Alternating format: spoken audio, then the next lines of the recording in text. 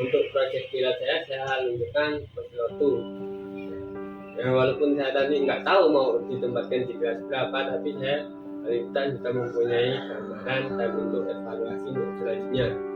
Kalau misalkan tetap di kelas 5 ya berarti saya pasti ngajar ke wali kelas 4 dan saya lanjutkan kalau saya kelas 4 berarti ke wali kelas 3. Nah jadi gini Bu, anak itu mempunyai tumbuh kembang sendiri.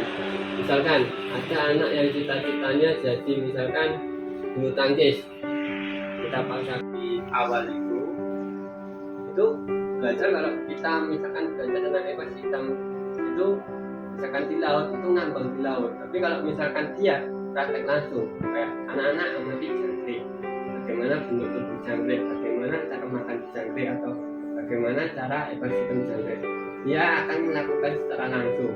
Jadi dia walaupun nanti mungkin kitanya ketika udah menjadi orang tua dia akan menjadi tahu, oh saya tahu karena dulu saya melakukan ini, makanya ini, anunya ini. Ya nggak Bapak Ibu. Nah, sekarang istilahnya gini, anak-anak dikasih pelajaran dulunya, anak-anak silakan nyapu. Kemudian besok ditanya, belum tentu kan dia nggak praktekkan, masih disuruh aja. Jadi dia bingung. Besok anak-anak nyapu itu apa? Dia nggak tahu. Tapi anak-anak silakan kalian menyapu. Jadi dia melakukan menyapu. Kalian tanya besok, anak-anak menyapu itu seperti apa? Gini loh Pak, pertama kita nyapunya, kemudian kita ya. Jadi dia mengalami.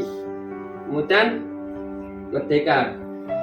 Kalau untuk SMA itu tidak ada program peminatan di SMA, di sini mata pelajaran sesuai dengan minat, bakat dan aspirasinya. Itu kayak jenis di perkuliahan. Kalau ini contohnya itu kayak di luar itu dia menerapkan di luar negeri, jadi tidak ada peminatan dia, pasti dia mau masuk ke kelas ini sesuai bakat minatnya. Kan yang bakatnya seni ya berarti dia masuk ke senian, bakatnya tari yang masuk ke tari, bakatnya matematika masuk ke matematika. Kemudian guru mengajar sesuai dengan tahapan capaian dan perkembangan kita. Ya, ada yang perlu saya sampaikan tadi, kurikulum merdeka ini dia dibedakan menjadi 7 fase. Jadi fase pertama, jadi dia kalau sekarang kita kelas 1 berarti materi itu harus diselesaikan di kelas 1, KIS itu selesaikan di kelas 1. Kalau ini enggak, jadi dia fase. Jadi kalau di SD itu dia ada 3 fase. Fase A yaitu kelas 1 dan 2.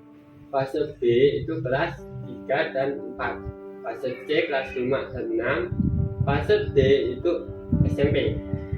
Fase E itu SMA kelas 10 dan fase F itu ya SMA kelas 11 dan 12.